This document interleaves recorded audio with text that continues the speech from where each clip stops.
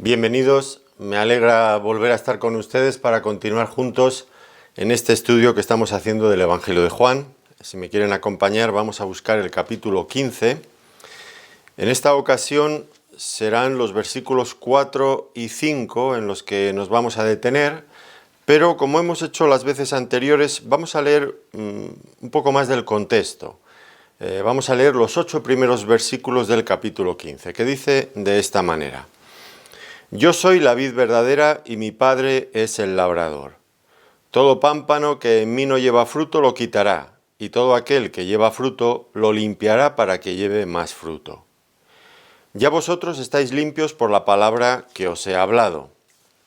Permaneced en mí y yo en vosotros. Como el pámpano no puede llevar fruto por sí mismo si no permanece en la vid, así tampoco vosotros si no permanecéis en mí. Yo soy la vid, vosotros los pámpanos. El que permanece en mí y yo en él, éste lleva mucho fruto, porque separados de mí nada podéis hacer.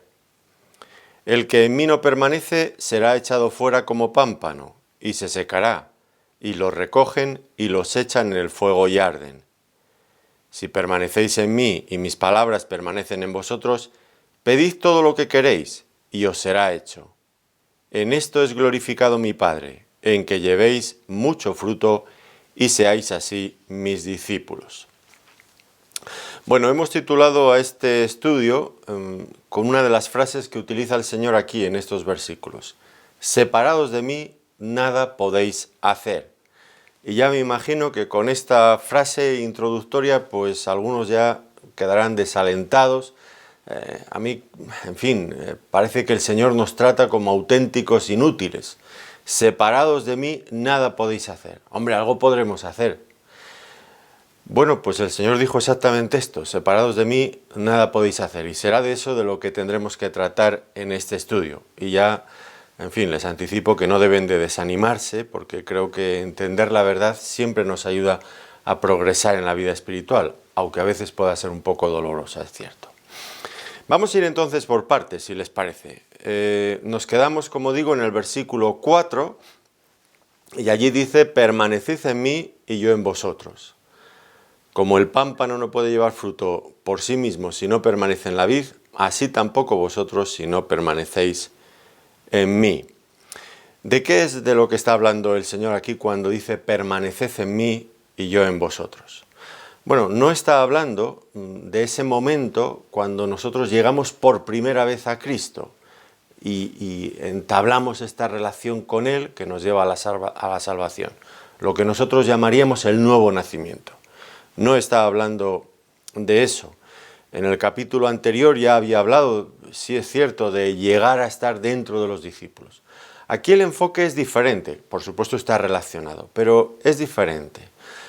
Tiene que ver con permanecer en Él una vez que ya somos salvos, que ya hemos creído en Él.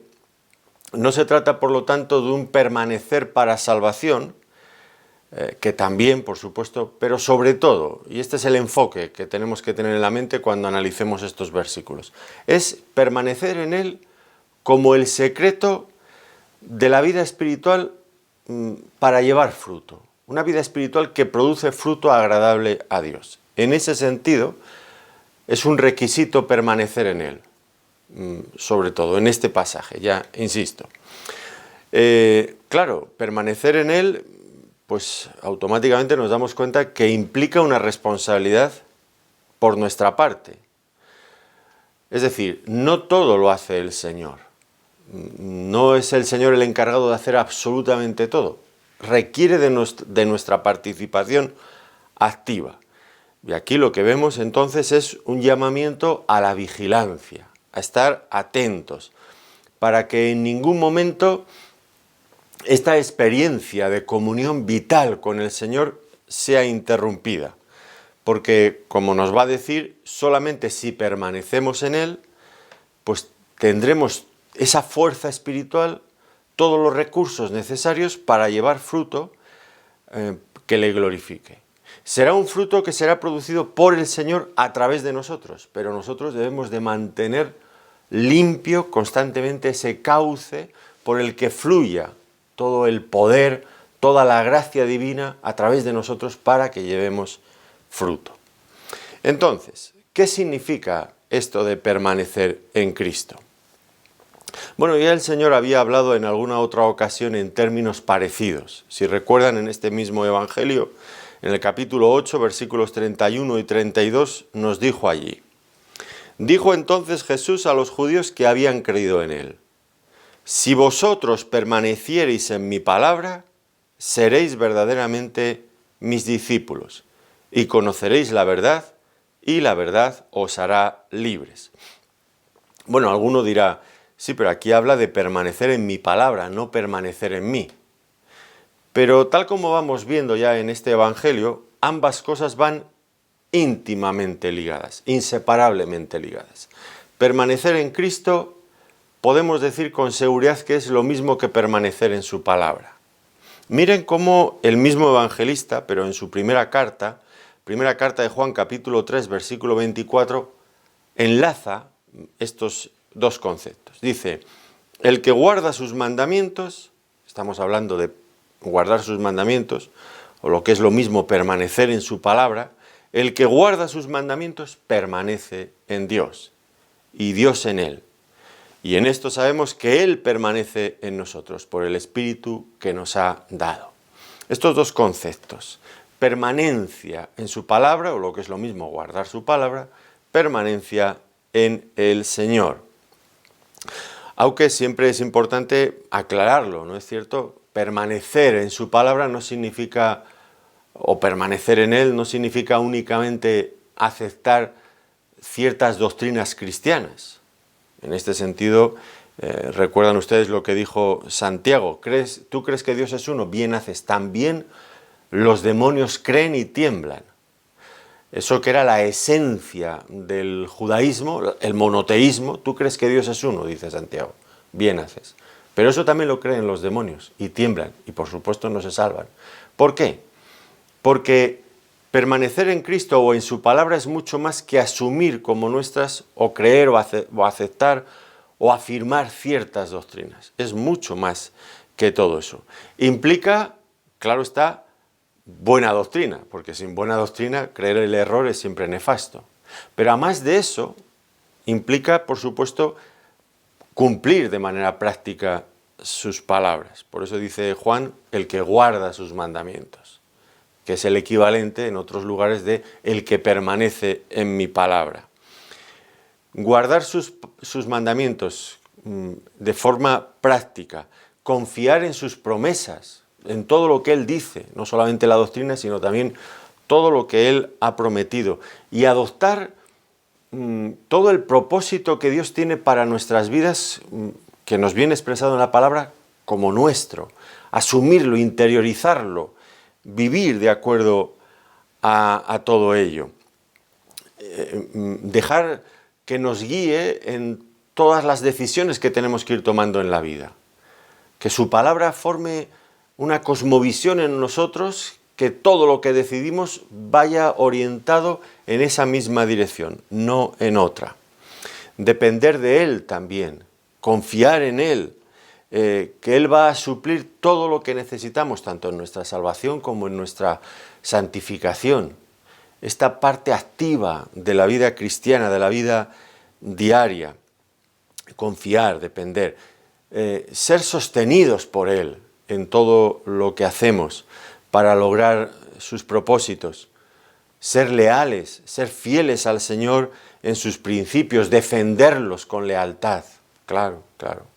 Ser fervientes en la comunión con el Señor por medio de la oración.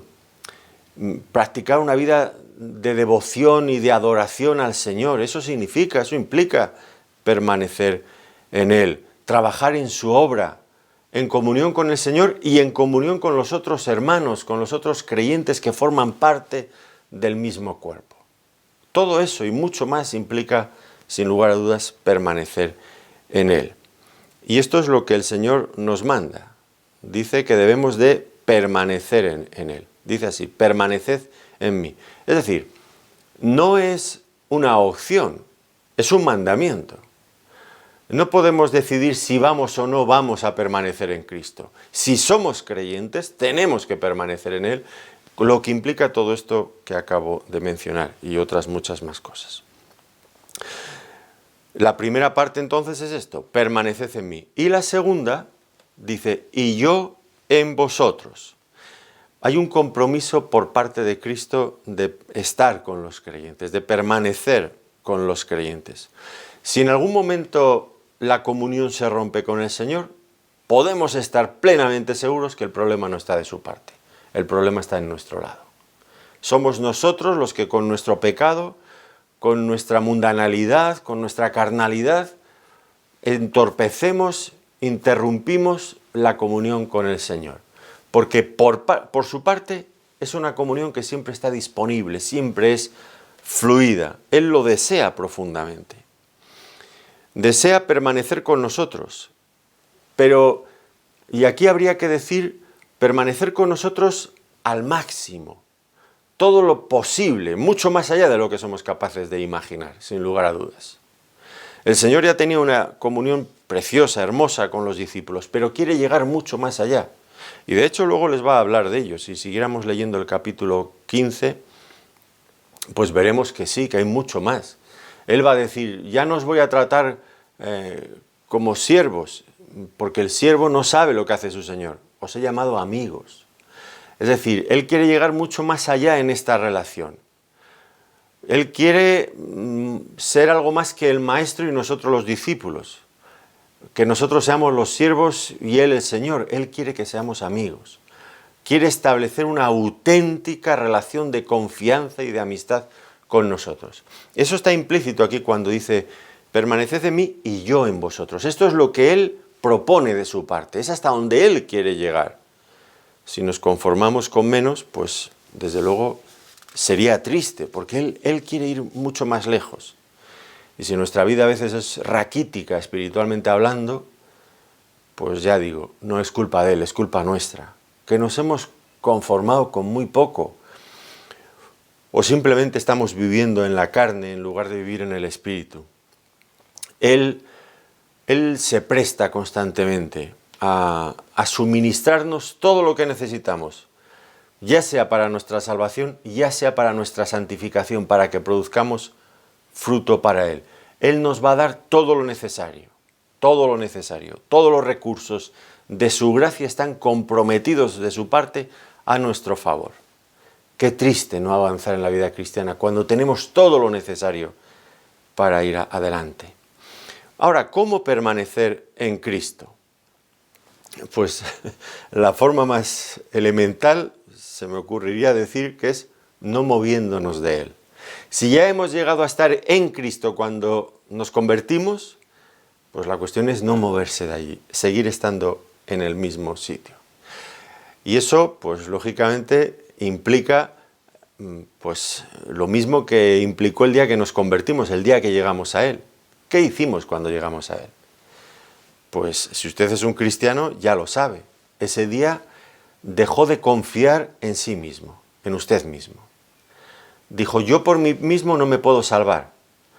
No aportó sus méritos como un medio para conseguir la salvación o una parte de ella. Dijo, no, yo dependo total y exclusivamente de Cristo. Y entonces así llegué a Él. Bueno, pues ahora permanecer en Él significa no movernos de ahí, de ese lugar. Seguir desconfiando de nosotros mismos para seguir confiando completamente en el Señor. Entonces, pues dejar a un lado esto que decíamos, ¿no? Los méritos propios, nuestra propia sabiduría, nuestra capacidad, nuestra voluntad, nuestros esfuerzos, renunciar a todas esas cosas para apropiarnos de Cristo, que es la fuente inagotable de poder, de vida espiritual, que surge de Él hacia nosotros a raudales, de manera inagotable. Pues esto es lo que requiere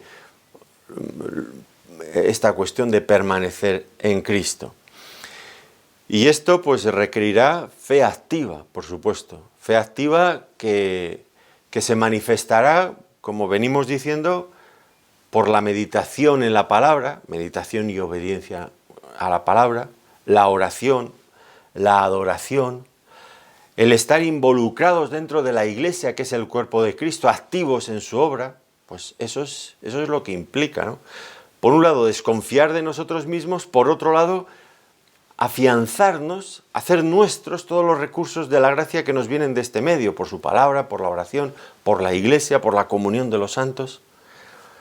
Porque si no tomamos esa diligencia en avanzar en esa dirección, ¿qué nos va a ocurrir?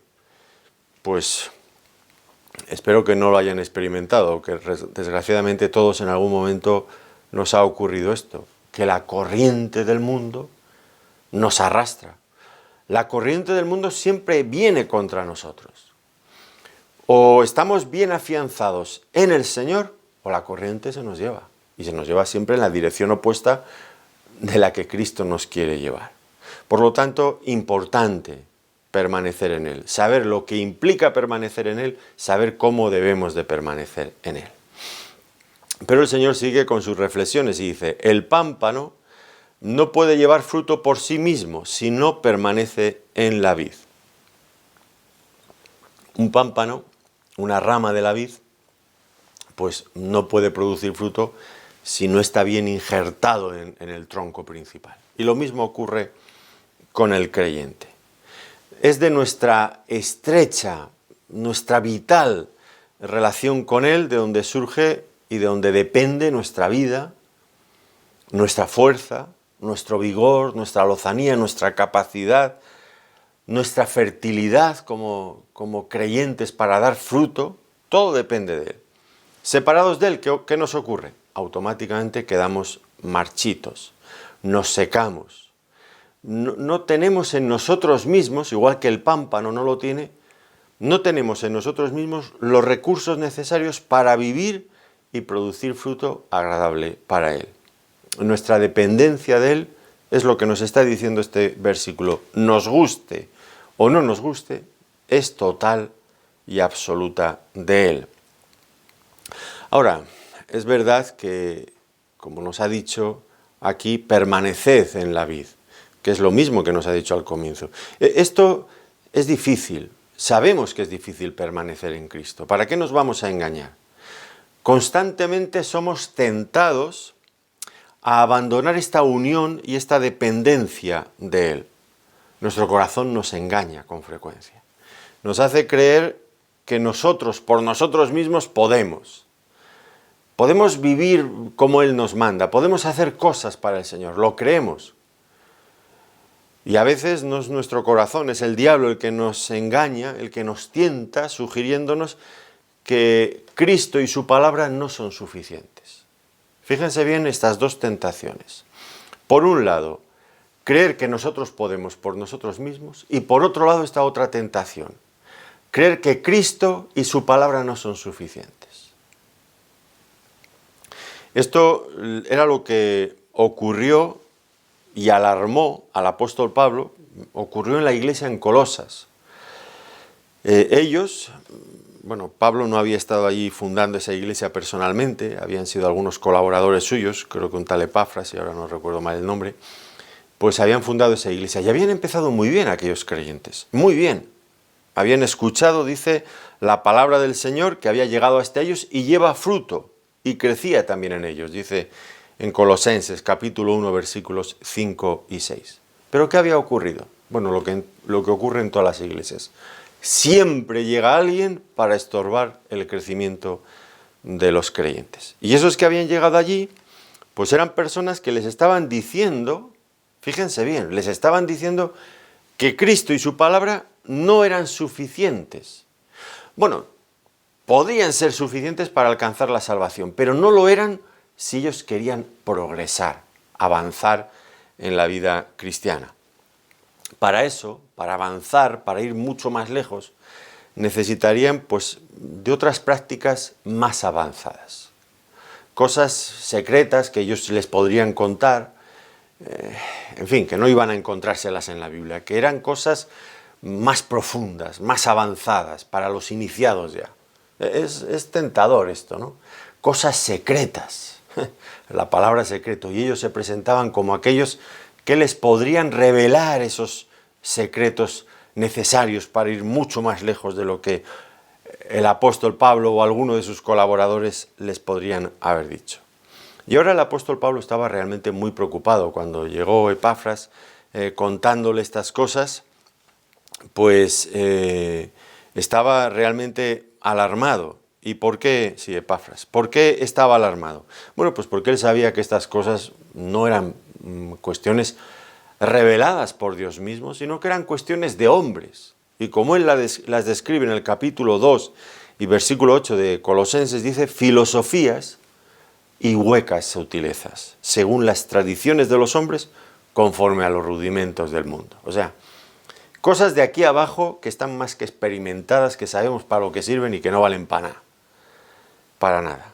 Filosofías y huecas sutilezas, que pueden tener ese sonidillo que, en fin, que al oído puede parecer agradable, pero que no, que llevados a la vida práctica no sirven para nada.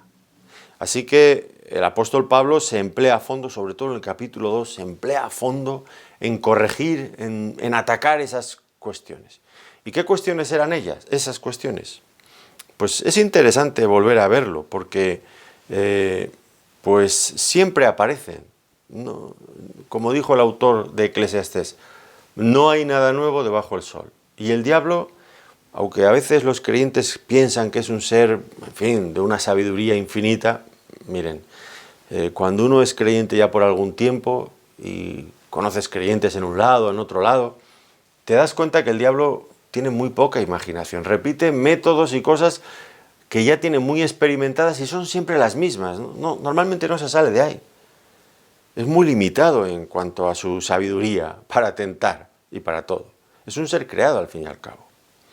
Y utiliza una y otra vez las mismas técnicas. ¿Cuáles son? Pues miren, en el capítulo 2 de Colosenses, en el versículo 16, pues allí les va a hablar pues, de leyes relacionadas con la comida, con las ceremonias religiosas, con días especiales, con días de reposo. Guardar todas esas leyes, pues meterse en una religión de ese tipo, con muchas liturgias, con muchas cosas ya aprendidas. Bueno, ¿y qué soluciona eso?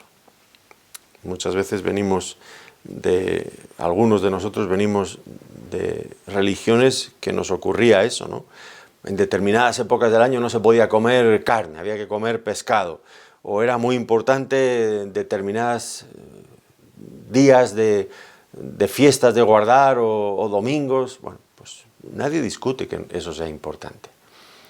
Pero llevarlo a ese nivel de que eso produce la santidad por sí misma es un error. En otras ocasiones, en Colosenses 2, 18 al 19, habla de introducir técnicas para infundir visiones y experiencias extracorporales. Visiones que les podrían llevar a ver ángeles, a ver espíritus, a ver a Dios mismo. Bueno, cuidado con esas técnicas para inducir visiones. Que a veces los creyentes en algunas ramas de la iglesia evangélica son muy dadas a cosas raras, a cosas extrañas. Y hay que tener mucho cuidado con ese tipo de cuestiones.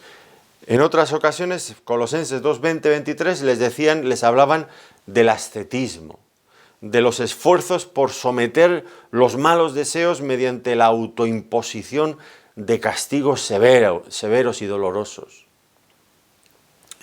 Bueno, pues eso, aquí en Ávila, que tenemos la escuela de la mística, porque tenemos a los dos grandes místicos, se murieron ya hace un montón de siglos, Santa Teresa de Jesús y San Juan de la Cruz, son así conocidos en el catolicismo. Pues ellos eran de este tipo, ¿no? Ascetismo, esfuerzos por controlar la voluntad y técnicas, como decía hace un momento, para producir ese tipo de visiones, que las tenían, o decían que las tenían. Pues cuidado con todo eso, ¿no? Porque, pues, dice Pablo, eso no produce la santidad. Y dice, eso no son cosas que provengan de Dios, no provienen de Dios. Y son innecesarias, pero es más, dice Pablo, son peligrosas. No solamente no las necesitan, sino que además corren peligros siguiendo este tipo de cosas. Y él una y otra vez en Colosenses, que es una epístola preciosa, y lo es sobre todo porque ensalza de esa manera tan especial, tan única, la persona del Señor Jesucristo. Pablo una y otra vez va a ir siempre a lo mismo. Vosotros lo que necesitáis es a Cristo, porque en Él están escondidos todos los tesoros de la sabiduría y del conocimiento, dice Colosenses 2:3. Y además dirá, porque en Él habita corporalmente toda la plenitud de la deidad. Y vosotros estáis completos en Él, que es la cabeza de todo principado y potestad. Colosenses 2, versículos 9 y 10. Son cosas innecesarias, todas esas que plantean, pero además son técnicas peligrosas, que pueden llevar fácilmente a la persona a la pobreza, al desastre espiritual, a su ruina. Hay que tener mucho cuidado con ese tipo de cosas. Por eso Pablo dice, por tanto, les dice allí, de la manera que habéis recibido al Señor Jesucristo, andad en Él, arraigados y sobreedificados en Él, y confirmados en la fe, así como habéis sido enseñados, abundando en acciones de gracias. Colosenses 2, 6 y 7. ¿Y no les parece que es el mismo lenguaje que está utilizando aquí el Señor?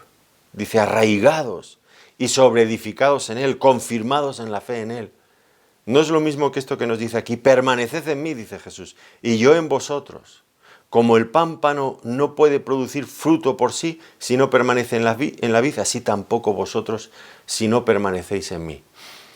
Es el mismo concepto, es la misma idea la que está expresándonos aquí. Por lo tanto, es verdad, es difícil permanecer en el Señor, porque hay siempre peligros a nuestro alrededor que nos quieren llevar hacia otras cosas. Personas que hablan con ese lenguaje sutil, que no deja ver todo lo que quiere decir y que nos hace creer que hay más de lo que podemos, de lo que sabemos y de lo que podemos esperar, que ellos tienen técnicas, saben. Cuidado con moverse de lo que sabemos por la palabra de Dios en Cristo. Yo oigo a veces creyentes que vienen a nuestra iglesia de otros lugares, a veces vienen de paso, y me dicen, en mi iglesia hacemos tal, y hacemos tal otra cosa. Y yo me quedo pensativo, digo, pues yo mire usted, sigo leyendo mi Biblia y todavía, después de haberla leído ya no sé cuántas veces, todavía estoy esperando encontrarme alguna vez que al apóstol Pablo o a alguno de los apóstoles haciendo o enseñando algo de lo que ustedes dicen que hacen. Ah, pero es que esto es un poder espiritual que ustedes conocen. Pues mire, yo sigo sin verlo en la Biblia y no me fío de usted, pero sí me fío de la palabra de Dios. Así que me voy a quedar con la Biblia y usted siga con sus cosas y que le vaya muy bien, querido hermano o hermana, si es que usted es un creyente, y que el Señor le bendiga mucho. Pero yo no me voy a mover de mi Biblia, porque aquí ando en terreno seguro, firme.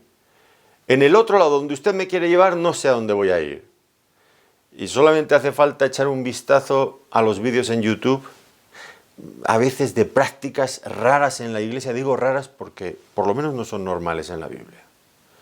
Qué cosas más extrañas hacen algunos, pero cosas que yo a veces siento vergüenza ajena, que eso se haga en el nombre del cristianismo.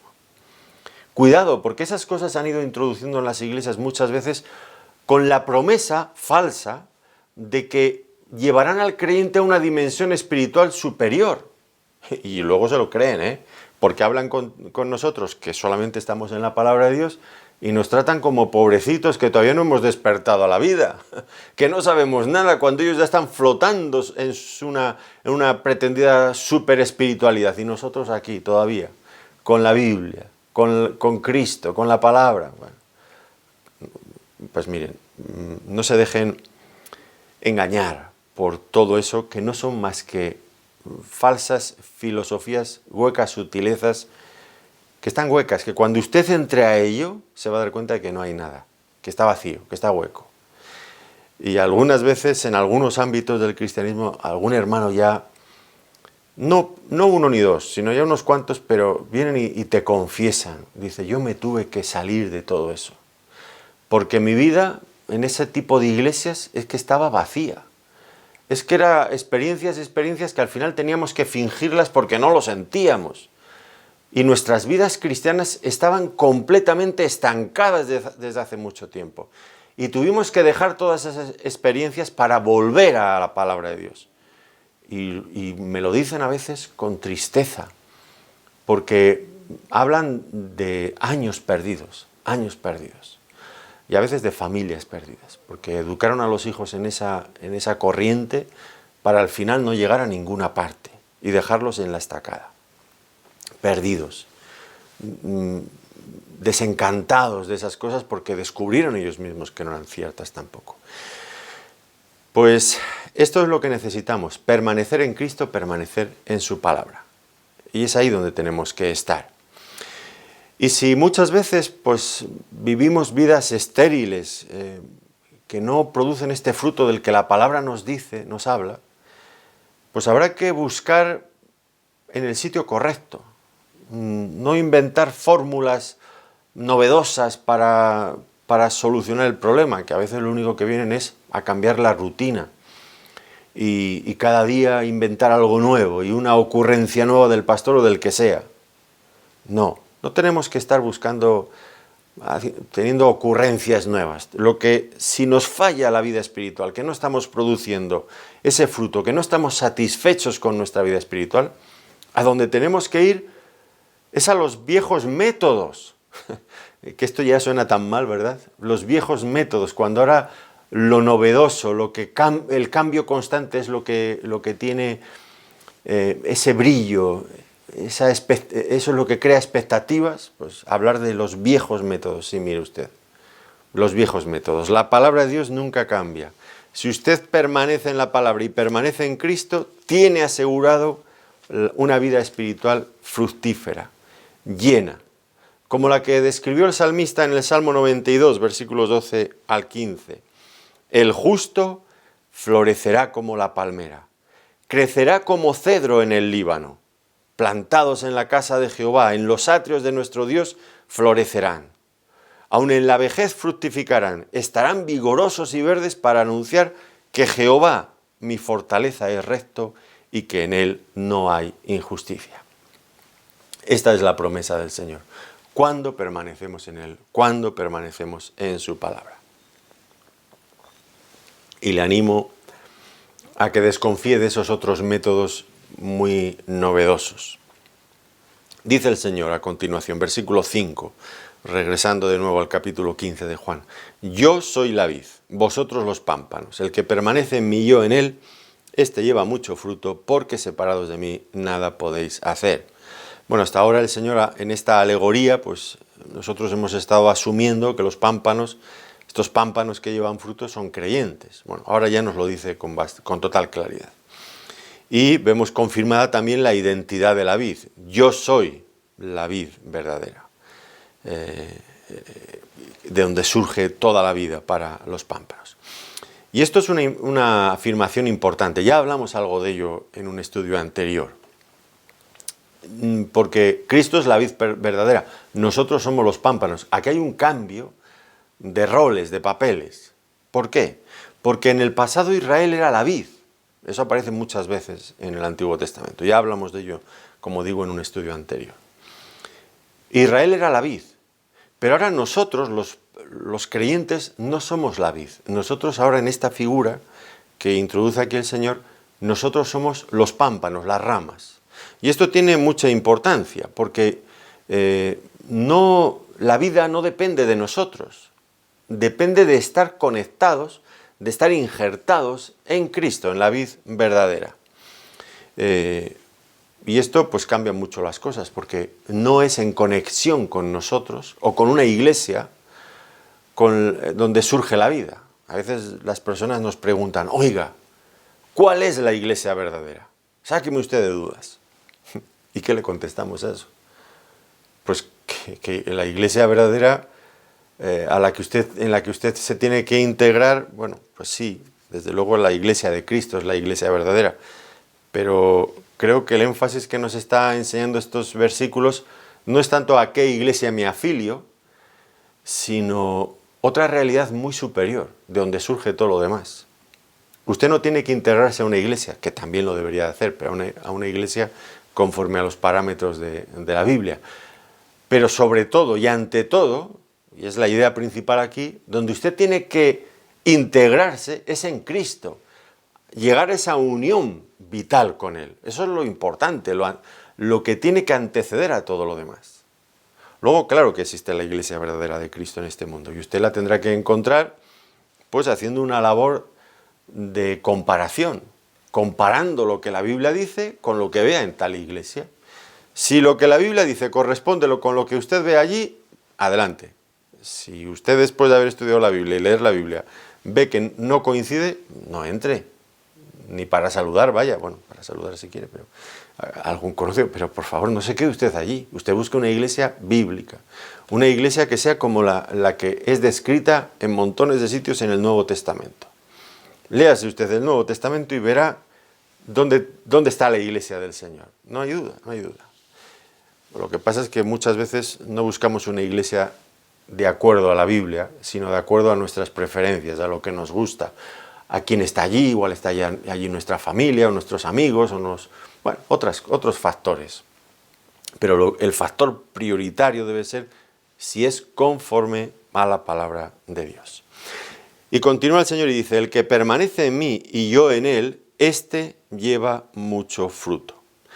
Y aquí lo que se nos asegura es que cuando se cumplen esas condiciones previas, es decir, permanecer en Cristo y ser limpiados por su palabra, como nos dijo en los versículos anteriores que estudiamos en la última sesión, entonces, y solamente entonces, pues el creyente produce fruto. Es más, no puede dejar de producir fruto. El auténtico creyente necesariamente tiene que producir fruto. Eso es lo que nos está diciendo aquí. El que permanece en mí y yo en él, éste lleva mucho fruto. No contempla otra posibilidad diferente. Ya nos ha hablado de los que no llevan fruto, pero él ha dicho que no permanecen en él. Porque el verdadero creyente, el que permanece, fructifica. Necesariamente fructifica. Y tiene que ser así porque estamos viendo que esa persona, como un pámpano en esta alegoría, está en Cristo. ¿Y quién es Cristo? Bueno, aquí se presenta como yo soy, esa resonancia del Antiguo Testamento cuando allí se presentó Dios a Moisés en la zarza ardiendo. Yo soy el Dios Todopoderoso, el Dios Eterno. ¿Cómo puede ser que estemos unidos a Cristo y no llevemos fruto? Eso es una contradicción de términos. Es imposible. Cuando no hay fruto del Espíritu, lo que hay que cuestionar seriamente es que ese pámpano esté realmente unido a la vid, a Cristo, de una manera vital. Porque cuando hay esa unión, pues la verdadera gracia de Dios fluye y fluye a raudales. Es una gracia que nunca está ociosa, que nunca se duerme, siempre va a producir fruto. Pero, como digo, es necesario esta unión vital con Cristo. Esta unión, en otro momento, el Señor la explicó con otra figura, porque al Señor le interesaba mucho dejar esto claro y va usando una y otra vez diferentes expresiones, diferentes alegorías, parábolas, en fin, para explicárnoslo. Fíjense en Juan capítulo 6, versículo 56, dice, el que come mi carne y bebe mi sangre, en mí permanece y yo en él. ¿Se dan cuenta cómo el concepto vuelve a ser el mismo, ¿no? En mí permanece y yo en él. ¿Y qué viene al principio? El que come mi carne y bebe mi sangre.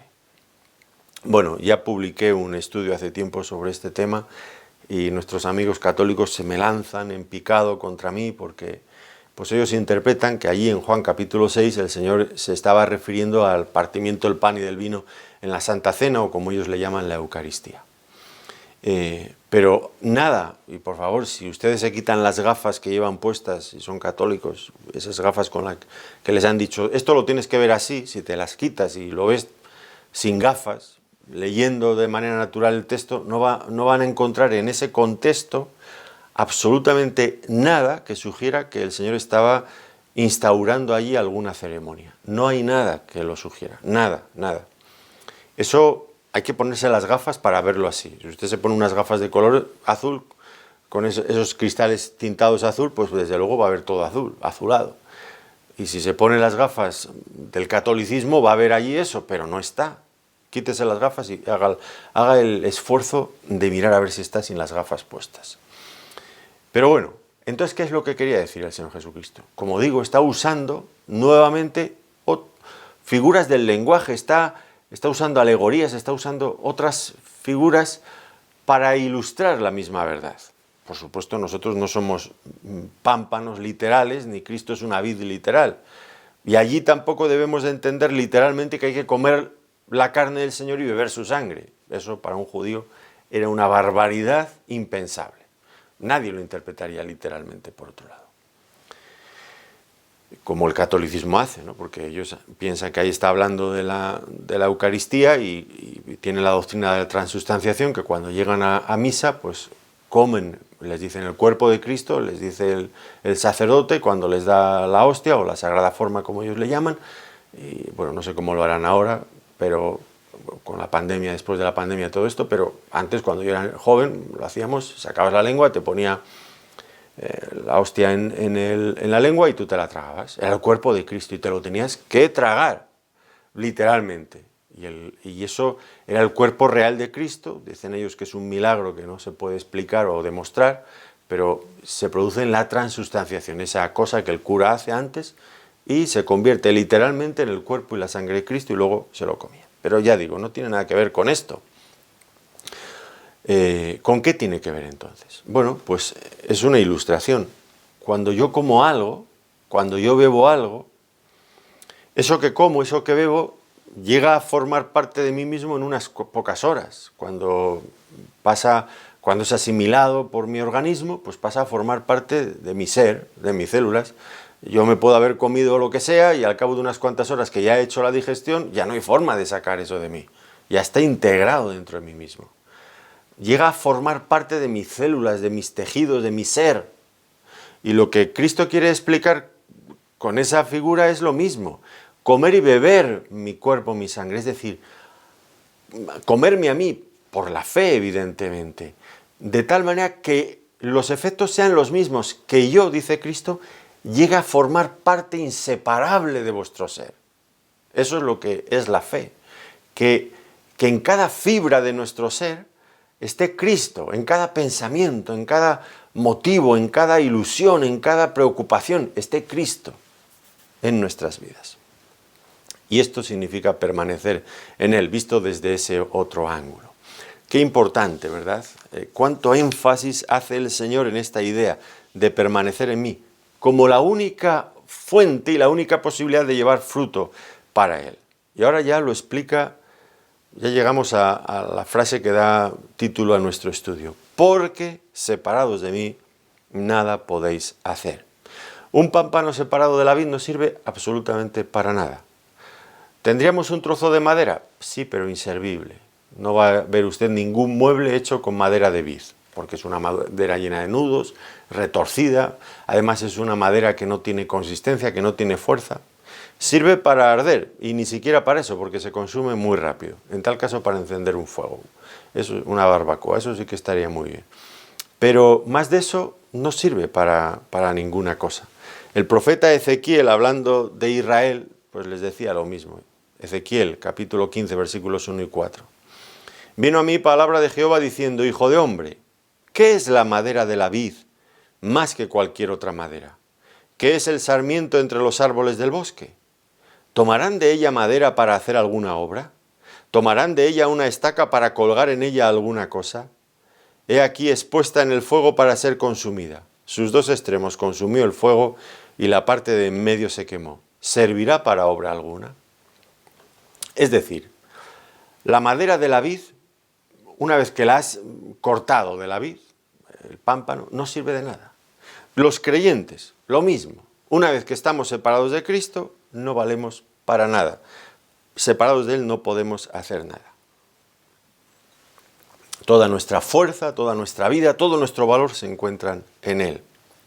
Es una ilusión pensar que nosotros como creyentes podemos tener vida propia en nosotros mismos. Es verdad, podemos esforzarnos en hacer muchas cosas para el Señor. Esto es cierto, podemos esforzarnos, pero Y es aquí la idea principal que quiere transmitirnos el Señor. Pero esas cosas que hagamos no tendrán valor. Finalmente serán quemadas. Fíjense bien el lenguaje que estoy usando. Finalmente serán quemadas en el día del juicio ante el tribunal de Cristo. Oiga, señor predicador, hoy está usted un poco exagerado, ¿no? Bueno, pues no lo sé. Espero que no vaya. Pero miren lo que dice Pablo, el apóstol Pablo, en 1 Corintios, capítulo 3, versículos 11 al 15.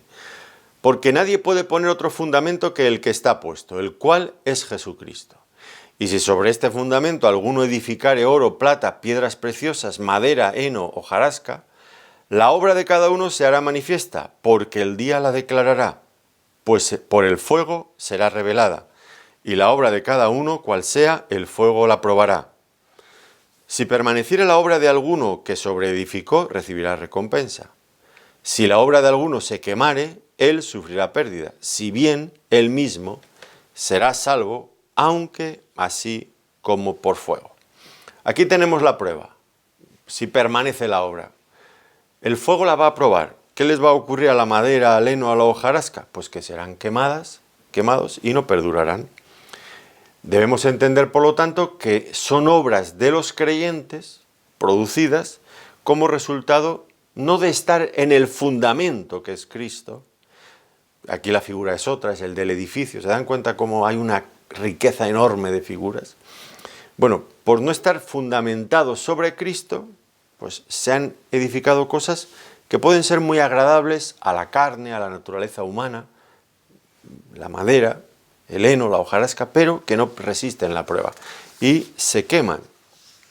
Y esto pues refleja pues cosas que los creyentes podemos hacer, mucho activismo, mucho idealismo, pero que no perduran en el tiempo, que no se derivan de la gracia de Cristo y que no sirven para darle la gloria a Cristo. Por lo tanto, no permanecen.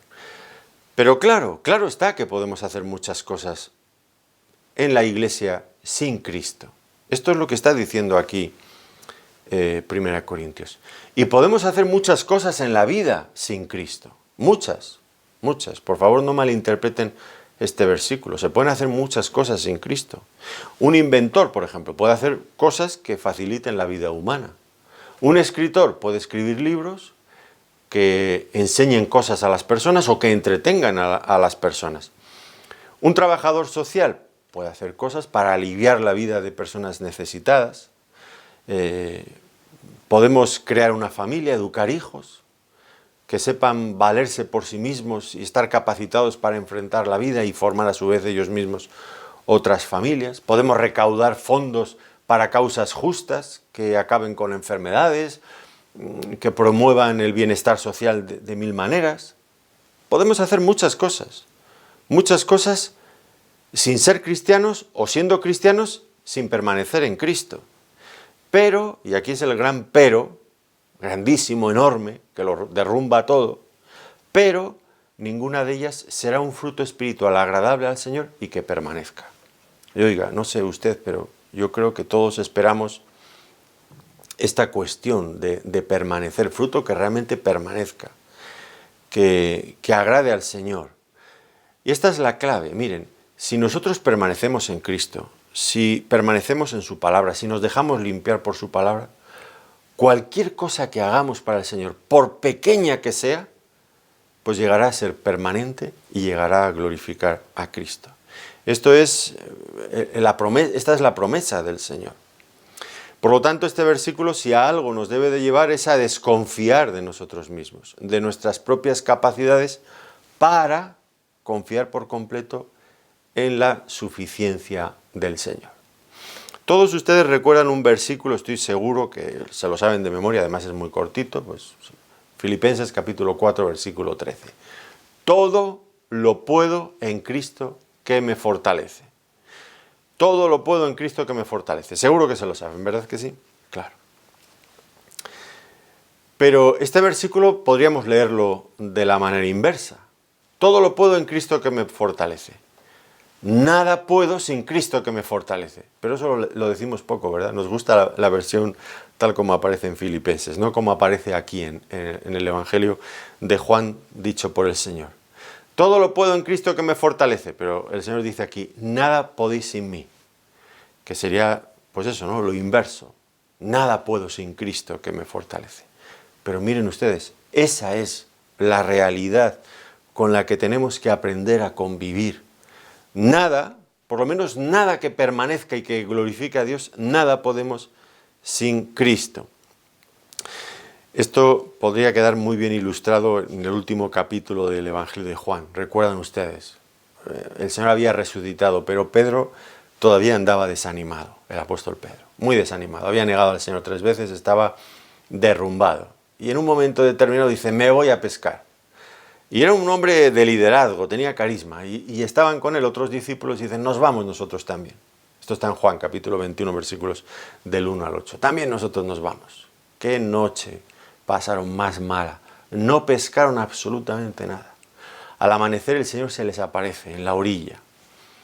Y ¿tenéis algo de comer? No tenían nada. No hemos pescado nada en toda la noche. Era tan triste tener que reconocer su fracaso. ¿Por qué? Bueno, porque querían hacer como que los 3 años que habían pasado con el Señor de discipulado, acompañándole por todos los lugares, como si no tenían ningún sentido, como si no hubieran dejado nada en sus vidas. Me vuelvo a pescar, que era el oficio que tenía Pedro y otros antes de conocer a Cristo. Como si Cristo no existiera. Me vuelvo a lo mío. Bueno, pues descubrieron que sin Cristo no podían hacer nada, ni siquiera las cosas que sabían hacer antes, pescar. Y el Señor les dice, echad la red en tal lado. Y automáticamente pescaron 153 grandes peces, de tal manera que las redes, en fin, que la barca se hundía, que no podían con ello. Entendieron esto, ¿no? Que sin mí nada podéis hacer. Qué ilustración más gráfica y más vívida, por otro lado. Después de una noche fría de trabajo, sin haber conseguido nada, un montón de hombres trabajando duro allí, nada. Y esto es nuestra experiencia cristiana. A veces somos muy resistentes al aprendizaje y no queremos darnos cuenta de esta gran verdad. Claro, Cristo nos salva. Es el único que nos puede salvar. Cristo es el que produce en nosotros el fruto, es el único que lo puede producir. Pero también hay que decir que, bueno, otros nos pueden ayudar externamente. Pero nos pueden ayudar, pero finalmente el fruto lo produce Cristo. ¿A qué me refiero con esto? En 1 Corintios, capítulo 3, versículo 6, allí Pablo dice, yo planté y Apolo regó, pero el crecimiento lo ha dado Dios. Yo planté, Apolos regó. Es decir, en la iglesia en Corinto hubo otras personas, como Pablo y como Apolos, que habían contribuido al nacimiento espiritual de aquellos corintios y a su crecimiento espiritual también. Pero eran fuerzas externas. Pero Pablo dice, sí, nosotros hicimos esto, plantamos, regamos, pero el crecimiento para dar fruto lo ha dado Dios. Y esto siempre será una verdad que debemos de reconocer y de vivir. Y en todo ello es fascinante cómo Cristo se presenta una y otra vez, en todo lo que estamos estudiando, Cristo se presenta como nuestro ejemplo supremo. Como hombre, pensemos en Él como hombre. ¿Qué decía Él? Dice, yo no puedo hacer nada por mí mismo. Juan capítulo 5, versículo 30. Yo no puedo hacer nada por mí mismo. Él había asumido para sí la naturaleza humana, limitándose, autolimitándose, porque en su caso era una autolimitación, en el nuestro es que estamos limitados. Pero para que tuviéramos un punto de referencia en algún lugar, Cristo siempre es nuestro punto de referencia. Él nos manda a nosotros que tomemos ejemplo de Él, que permanezcamos en Él, porque separados de Él nada podemos hacer. Y Él dice, yo mismo he asumido ese papel para daros ejemplo. Yo nada puedo hacer por mí mismo. Ahora, todo esto, pues como decía al principio, puede ser malinterpretado. Es decir, pues si yo no puedo hacer nada por mí mismo, que todo lo hace Él, pues como si fuera nos estuviera animando a la indolencia, a la pereza, a la desidia.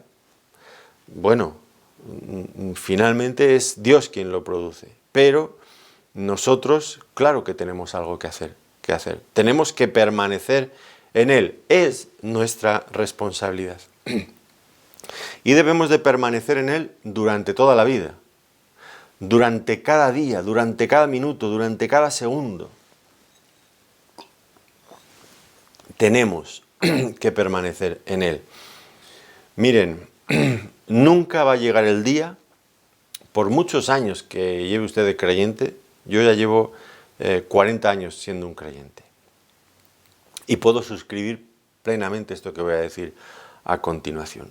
Nunca llega el día, nunca, en el que hayamos recibido tanto conocimiento del Señor, tanta fuerza, tanta gracia de parte de Dios, que ya no le necesitemos, que ya podamos actuar eficazmente por nuestra cuenta, prescindiendo de Cristo. Nunca va a llegar ese momento, nunca. Y lo triste es que con demasiada frecuencia vivimos como si el momento llegara constantemente, que podemos realmente vivir sin él. Es una gran mentira con la que nos engaña el diablo. Nunca va a llegar ese momento. Hay de aquellos creyentes que viven de las rentas, de algo que hicieron en el pasado y lo recuerdan una y otra vez. Yo hice aquello cuando era joven y ya han dejado de hacer nada hace años. Y creen que con aquello que hicieron ya fue suficiente, que con aquello que hicieron ya se mantienen a flote en la vida cristiana. Oiga, usted está viviendo en un sueño que se va a convertir en cualquier momento en una pesadilla, porque esos creyentes tarde o temprano cometen un error terrible en sus vidas, fijo, y la caída puede ser terrible. Nunca va a llegar ese momento. Cuidado con mirar hacia algo que hayamos hecho en el pasado, quedándonos mirando, fíjate yo lo que hice en aquel tiempo. Y admirando el fruto, en lugar de darle la gloria al Señor, admirando el fruto y a nosotros que lo hicimos, claro. Y caer en esa tentación de quedarnos con esa gloria en lugar de estar pensando que ya hemos hecho lo suficiente. No, en lugar de eso, pensando que eso fue algo ocasional, un fruto aquel día, pero que tenemos que seguir en la carrera cristiana. Recuerdo siempre esos sacrificios que se ofrecían en el Antiguo Testamento, en el Antiguo Orden. Bueno, pues eran cada día por la mañana, cada día por la tarde, había que presentar un cordero como sacrificio continuo, que era una forma de renovar permanentemente la comunión con el Señor. Y nosotros, de la misma manera, tenemos que actuar. Si no, estamos perdidos. Notémoslo bien, separados de mí, nada podéis hacer. Y me gusta cada detalle en esta frase, porque aquí Cristo, noten cómo se presenta. Dicen, separados de mí. Es que Cristo es la única opción, no es una opción entre muchas otras alternativas. Separados de mí, o separados de Buda, o separados de tal religión, o separados de tal creencia. No. No hay un sinfín de posibilidades. Y nos está animando a que escojamos a Cristo. No. Es que está diciendo, solamente hay una opción, que es Cristo, y separados de mí, nada podéis hacer. No hay otro sitio de donde podéis recibir todos los recursos que necesitáis para vivir la vida cristiana de una forma agradable a Dios. Importante subrayar siempre todas estas cosas, para darle el honor que le corresponde a Cristo y no quitárselo nunca. Bueno, terminamos ya. Solamente quiero hacer una última aclaración. Es sobre algo que en el pasado Agustín de Hipona, San Agustín como le conocen otros, pues él deducía de este pasaje, cuando dice, separados de mí nada podéis hacer, él pensaba que este pasaje hablaba de la entera incapacidad moral del hombre para el bien. Fíjense, la entera incapacidad moral del hombre para hacer el bien. Y esto pues es algo que desde luego no podemos apoyar, no creemos que esta sea la conclusión a la que debemos de llegar, tal como el Señor está hablando aquí en estos versículos. Él no está hablando de nuestra capacidad, de la capacidad natural del hombre para hacer el bien o el mal, sino de la capacidad del creyente para producir fruto que agrade al Señor. Esta es la idea aquí. Extrapolar esto a otras cosas creo que es una equivocación. aparte de que el ser humano, de manera natural, puede hacer cosas. Antes hemos hablado de un montón de cosas que puede hacer el ser humano, y no necesariamente son malas, pueden ser buenas. Pero centrémonos en lo que está diciendo aquí. Nada podemos hacer para producir un fruto que agrade a Dios y que permanezca con nosotros al otro lado de esta vida, en la vida eterna.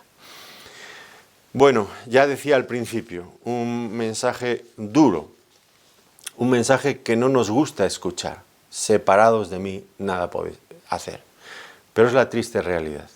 Somos inútiles por nosotros mismos para aportar nada ni a nuestra salvación ni a nuestro crecimiento espiritual y fructífero.